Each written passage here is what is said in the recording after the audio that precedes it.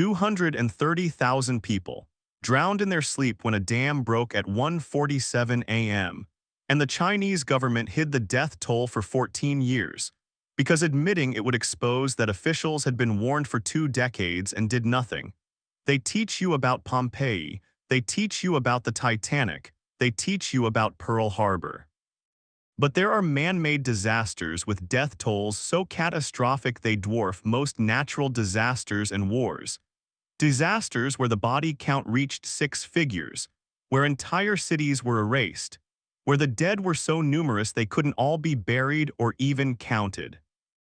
And in every single case, engineers had predicted exactly what would happen, officials had been warned years in advance, and the disaster occurred precisely because those warnings were ignored to save money or avoid political embarrassment. What I'm about to reveal are the 5 deadliest man-made disasters in human history ranked by confirmed death toll, not estimates, not projections, actual documented deaths. And here's what's terrifying. If you add up the death tolls from all 5 disasters, you get a number higher than the atomic bombings of Hiroshima and Nagasaki combined. These weren't acts of war. They weren't terrorism.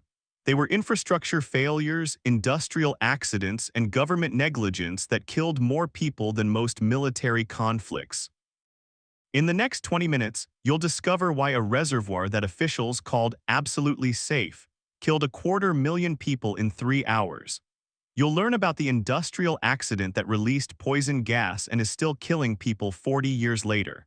You'll find out about the mine disaster where trapped workers wrote goodbye letters to families while their employer refused to send rescue equipment because it was too expensive. You'll see why a ferry sank, killing over 4,000 people while the captain abandoned ship and the Coast Guard stood by and watched. These disasters share one thing: they were all predicted. The warnings exist in writing. The evidence is undeniable. And the people who ignored those warnings faced almost no consequences. Starting with number 5, a disaster most people have never heard of, but one that killed more people in a single day than the September 11th attacks. October 14, 1913. The Universal Colliery in Senghenydd, Wales, was one of the deepest coal mines in Britain, extending over 2,000 feet underground. 950 miners were working the morning shift when the first explosion occurred at approximately 8:10 a.m. The death toll would reach 439 men and boys, the deadliest mining disaster in British history. But here's what makes this catastrophe particularly damning. It was the second major disaster at this exact mine. 5 years earlier, in May 1908, an explosion at the same colliery killed 80 men. After that first disaster, inspectors compiled a detailed report identifying the cause. Excessive buildup of coal dust combined with inadequate ventilation creating explosive atmosphere. The report made specific recommendations: install better ventilation systems, implement regular dust suppression with water spray, prohibit smoking underground, and improve gas detection systems. The mine owner, the Lewis Merthyr Consolidated Collieries Company, implemented exactly none of these recommendations. Every single safety measure was rejected as too expensive or operationally impractical. Instead, they increased production quotas to maximize profit from the mine while it was still operational. Miners knew the mine was dangerous. They complained constantly about the coal dust. It was so thick in some tunnels that lamps would barely penetrate the haze. They reported smelling gas regularly. Union representatives formally petitioned for safety improvements multiple times between 1908 and 1913. Their petitions were rejected. When miners threatened to strike over safety conditions, the company threatened to fire anyone who didn't report for work and to evict their families from company-owned housing. In early 20th century Wales, losing your mining job meant losing everything. The miners had no choice but to continue working in conditions they knew were lethal. Edward Rowlands was a 32-year-old miner with a wife and 4 children. In a letter to his brother dated September 1913, 1 month before the disaster, he wrote, "The dust down here is awful. You can taste it in your mouth all day. Every man knows we're working in a powder keg. Everyone knows what will happen eventually, but what can we do? If we don't work, our children don't eat. The company knows this. They're gambling with our lives because they know we can't refuse. Edward Rowlands died in the explosion. His body was recovered 3 days later from a tunnel that had been classified as having acceptable ventilation according to the company's own reports that were later proven to have been falsified. Government mine inspectors had visited the colliery 4 times in the year preceding the disaster. Each time they noted concerns about coal dust levels and ventilation adequacy. Each time they issued recommendations. Each time the mine owner provided written assurances that improvements would be made. The improvements never materialized and the inspectors never followed up to verify compliance. Why? Because the inspection system was fundamentally broken. Mine inspectors were paid by the government but were under political pressure not to shut down major employers. The Lewis Merthyr Consolidated Collieries Company employed over 3,000 men across multiple mines. Shutting down operations would put thousands out of work and anger powerful political constituencies. So inspectors issued recommendations, companies promised compliance, and everyone understood that actual enforcement would never happen. It was a system designed to create the appearance of safety regulation while changing nothing. On the morning of October 14, 1913, a spark from mining equipment ignited accumulated coal dust in the main ventilation shaft. The initial explosion was relatively small, but it stirred up massive quantities of coal dust throughout the mine. That dust ignited in a chain reaction that propagated through miles of tunnels in a matter of seconds, creating a series of explosions that collapsed tunnels, destroyed ventilation systems, and released deadly carbon monoxide gas throughout the mine. The disaster that engineers had predicted, that miners had feared, that inspectors had warned about, and that the company had refused to prevent finally occurred exactly as everyone knew it would. The first explosion at 8:10 a.m. was felt on the surface as a ground tremor. Witnesses described seeing a blast of flame and debris shoot out of the main mine shaft, followed by a massive cloud of coal dust and smoke. The explosion was powerful enough to destroy the mine's surface buildings and kill several workers who were above ground. Underground, the devastation was total. The initial blast killed dozens of miners instantly, crushed by collapsing tunnels, incinerated by the explosion, or killed by the shockwave that ruptured lungs and shattered eardrums. But most of the 439 deaths weren't from the explosion itself. They were from what came after. The explosion destroyed the mine's ventilation system, cutting off fresh air to the trapped miners. The blast also ignited coal deposits throughout the mine, creating fires that consumed what oxygen remained and produced massive quantities of carbon monoxide, an odorless, invisible poison that kills by displacing oxygen in the blood. Rescue efforts began immediately, but rescuers faced an impossible situation. The main shaft was partially collapsed and filled with smoke and toxic gas.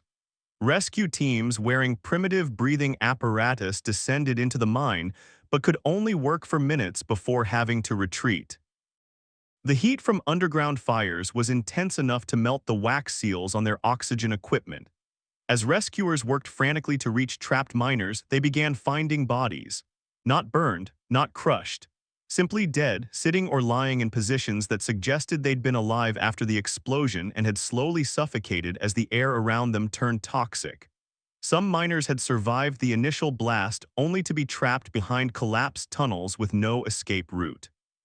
Rescue workers could hear tapping sounds, the universal signal that someone was alive and trapped, coming from behind rockfalls. But clearing the debris was agonizingly slow, and many times the tapping would stop before rescuers could break through. In one section of the mine, rescuers found 12 miners who had survived the explosion and had managed to reach a section with relatively clean air. They'd used their mining lamps to write messages on the tunnel walls, names, dates, messages to families. The messages were dated over a 48-hour period, meaning these men had survived for 2 days underground, slowly suffocating, knowing rescue was unlikely. The last message, written in charcoal from an extinguished lamp, read, "Gas is bad now." Can hardly breathe, tell Mary I love her, tell the boys to be strong. This is the company's fault, make them pay. It was signed by William Thomas, a miner who left behind a wife and 5 children. The recovery operation lasted 6 days. By the time it concluded, 439 bodies had been recovered. 81 of the dead were younger than 21 years old. The youngest was 14. But here's the most horrific detail. Post-mortem examinations revealed that approximately 300 of the 439 victims had died from carbon monoxide poisoning, not from the explosion itself. They had survived the blast only to die slowly from toxic gas in the hours and days that followed. And here's what makes that particularly damning. If the ventilation systems that inspectors had recommended 5 years earlier had been installed, most of those 300 men would have survived. Fresh air would have continued flowing into the mine even after the explosion. The toxic gases would have been diluted and vented. Men trapped behind rockfalls would have had breathable air while rescue efforts continued. The mine owner's decision to reject those ventilation upgrades, a decision made purely to save money, directly caused 300 deaths. That's not an accident, that's not a tragedy. That's negligent homicide on a mass scale. And the response from the British legal system would reveal exactly how little value society placed on miners lives in 1913. Stop and think about those numbers for a moment. 439 men and boys dead. 300 of them killed by conditions that were entirely preventable. Killed by a decision to save money on ventilation systems that cost less than the mine owner spent on his personal residence. Now here's what should make you absolutely furious. The mine owner was prosecuted. The company was fined. Want to know how much? £10 sterling, approximately $1,400 in today's money, for 439 deaths. That's $3.19 per death. The British legal system determined that the value of a miner's life was $3.19, less than the cost of a coffee at Starbucks. And that wasn't even the deadliest disaster on this list. That was number 5.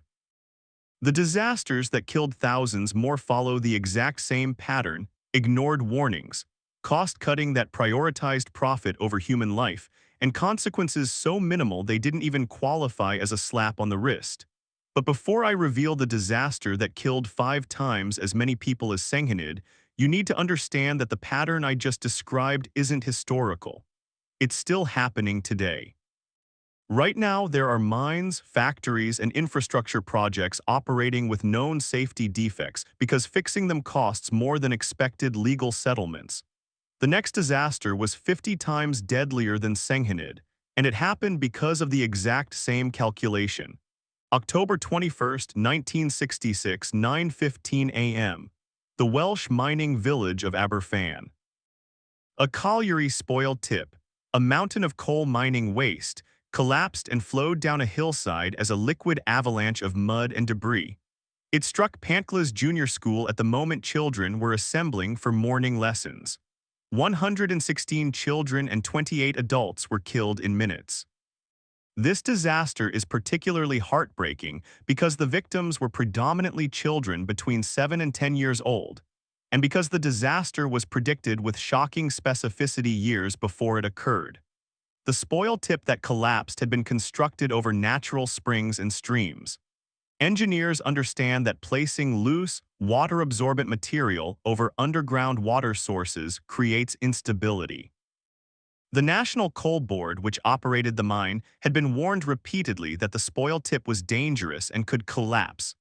In 1963, 3 years before the disaster, the Merthyr Tydfil borough engineer filed a formal complaint stating the spoil tip was being built over underground springs and posed a very real danger to the village below. He recommended the tip be removed or at least stopped from growing larger. The National Coal Board's response was that removing the tip would be prohibitively expensive and that there was no imminent danger. They continued dumping waste on the tip for 3 more years. Local residents had also complained. They'd noticed the tip was moving, literally sliding downhill by several feet per year. They'd seen water seeping from its base. They'd heard ominous rumbling sounds. Parents had specifically expressed fear that if the tip collapsed, it would hit the school directly in its path. Their concerns were dismissed as uninformed panic by mining officials who insisted the tip was perfectly stable. On the morning of October 21st, after days of heavy rain had saturated the tip, it collapsed at 9:15 a.m.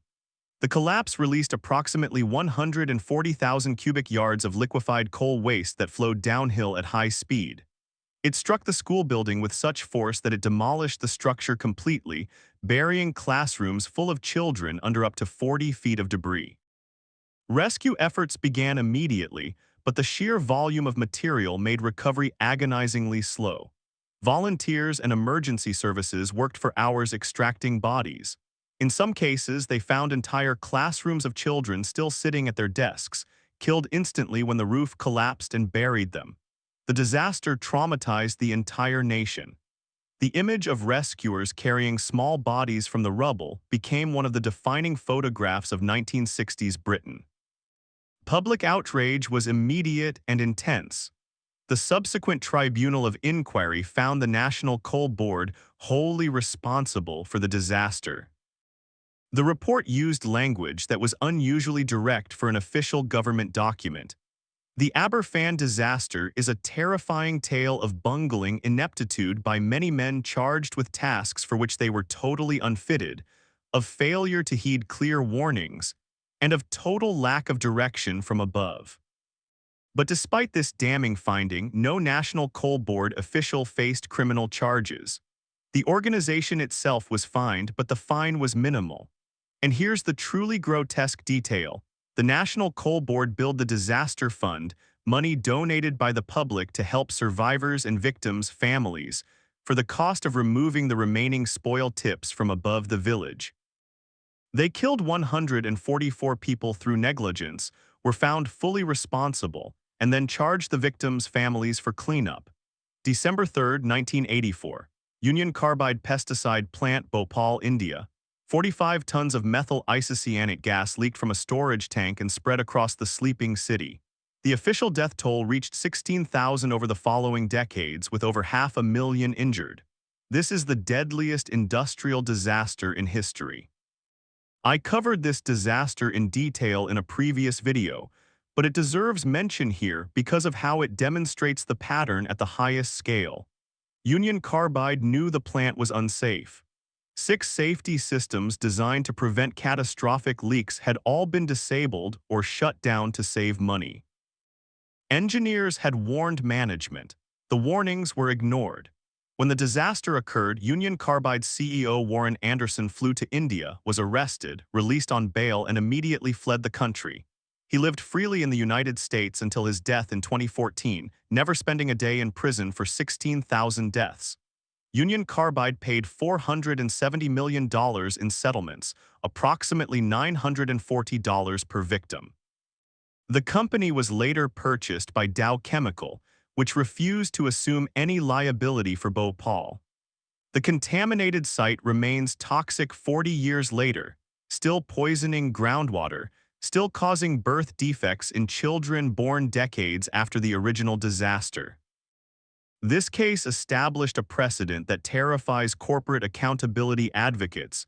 You can kill 16,000 people through documented negligence, and if you structure your corporation correctly and flee the right jurisdiction, you'll face virtually no consequences. August 8, 1975, 1:47 a.m. Henan Province, China. The Bangkiao Dam, holding 700 million cubic meters of water, failed catastrophically after Typhoon Nina dropped a year's worth of rain in 6 hours. The dam and 61 others in the same river system collapsed in cascade, releasing billions of gallons of water that swept away entire cities. The immediate death toll from drowning was approximately 86,000 people. Over the following weeks and months, disease and starvation killed another 145,000. Total confirmed death toll, 230,000 people. This makes Bangkiao the deadliest infrastructure failure in human history. More people died in this single disaster than died in the atomic bombings of Hiroshima and Nagasaki combined. and the Chinese government successfully kept it secret from the world for 14 years. The dam was designed by Soviet engineers in the 1950s with critical flaws. Chen Xing, the chief hydrologist, warned that the design was inadequate for the region's weather patterns and recommended 12 sluice gates to release water during heavy storms. Communist Party officials rejected his recommendations as too expensive and right-wing defeatism. They built the dam with only 5 sluice gates. For 23 years, warnings continued. Cracks appeared. Engineers filed reports. Every report was suppressed because admitting problems would embarrass the officials who approved the original design. When Typhoon Nina approached, weather forecasters warned that unprecedented rainfall would exceed the dam's capacity. They recommended emergency releases to lower water levels. Local Communist Party officials refused because releasing water would flood a classified military facility downstream. They chose to protect a building over the lives of 230,000 people downstream. The dam failed exactly as engineers had predicted, and the Chinese government classified the entire disaster as a state secret, hiding the death toll for 14 years while erasing the victims from history. When the truth finally emerged in 1989, the government still understated the death toll and blamed natural disaster rather than the negligent design and operation that caused the failure. Nobody was prosecuted.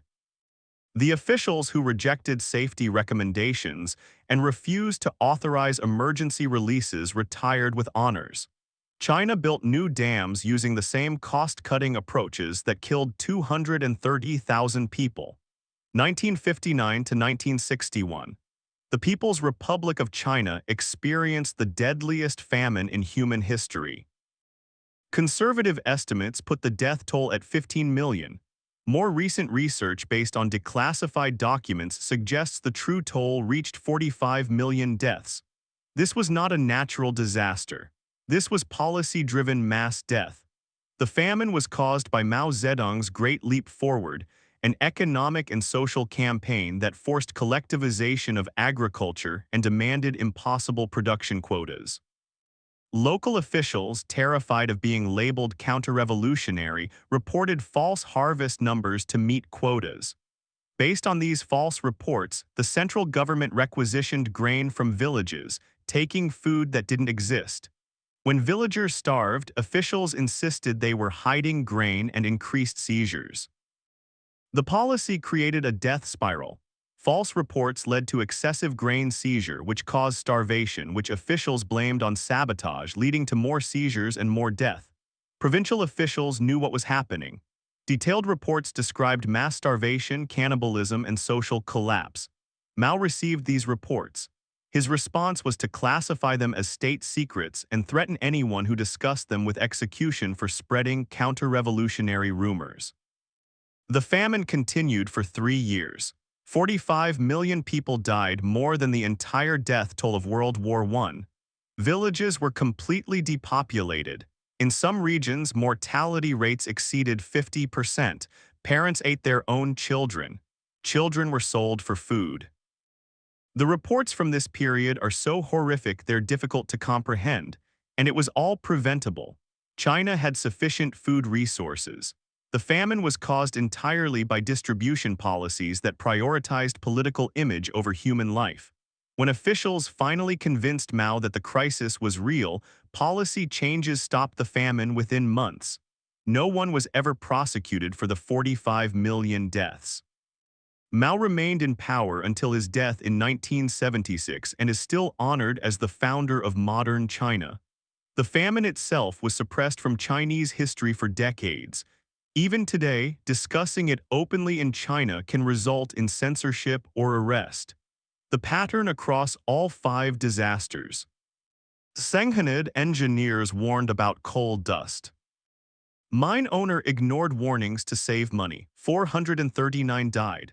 Fine £10. Aberfan engineers warned about unstable spoil tip. National Coal Board ignored warnings to save money. 144 died. No criminal charges. Bhopal engineers warned about disabled safety systems. Union Carbide ignored warnings to save money. 16,000 died. CEO fled country. Bangkeo. Engineers warned about inadequate design. Communist Party ignored warnings to save face. 230,000 died. No prosecutions. Great famine. Provincial officials warned about starvation.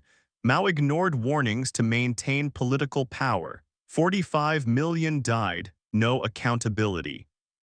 The pattern is identical. Warnings ignored, catastrophe as predicted, massive death toll, zero criminal accountability for decision makers. Add up the death tolls from these 5 disasters: 439 at Senghenydd, 144 at Aberfan, 16,000 at Bhopal, 230,000 at Bangkeo, and 45 million in the Great Famine. The total exceeds 45 million people, more than the total military and civilian deaths of World War I. Every single one of these disasters was predicted. The warnings exist in writing. The evidence is undeniable. And in every case, the people who ignored those warnings faced essentially no consequences. This reveals the fundamental truth about how societies value human life. Warnings are ignored when acting on them costs money or political capital, and when disasters occur as predicted, the system protects decision makers rather than punishing them. At Senghenydd, the mine owner valued ventilation savings more than 400 lives. At Aberfan, the National Coal Board valued waste removal costs more than 144 lives. At Bhopal, Union Carbide valued safety system savings more than 16,000 lives. At Bangkeo, communist officials valued face more than 230,000 lives. During the Great Famine, Mao valued his economic program more than 45 million lives. These weren't mistakes, they were calculations. In each case, someone in power was presented with evidence that their choices would kill people, and they decided the benefits of their choice outweighed the deaths. They ran the numbers, assessed the risks, and decided mass death was acceptable. And the legal systems, British, Indian, Chinese, international, validated those decisions by failing to hold anyone accountable. The implicit message was clear. If you're powerful enough, if your organization is important enough, if the political stakes are high enough, you can kill millions through negligence and walk away. That's not a historical observation. It's current policy. Right now, similar calculations are being made. The next disaster that kills thousands or millions is already in motion because someone decided warnings weren't worth acting on. Now you know the 5 deadliest man-made disasters in history. 45 million deaths combined, all predicted, all preventable, all resulting in virtually zero accountability for decision makers. The pattern is consistent across time periods, countries, and political systems. Warnings ignored, catastrophes as predicted, massive death tolls, zero meaningful consequences. This isn't a failure of systems. This is the system working as designed to protect those in power. You can support organizations that advocate for corporate criminal liability reform. You can demand that following company policy not be a defense when that policy is negligently dangerous. You can vote for representatives who support piercing corporate and governmental immunity for gross negligence resulting in death. Which disaster shocked you most? The body count at Bangkeo, that Bhopal's CEO walked free, or that the Great Famine killed more than WWI? Comment below. Subscribe for more investigations into disasters they want you to forget. These 45 million people died because someone decided their warnings weren't worth listening to. Make sure their deaths aren't forgotten.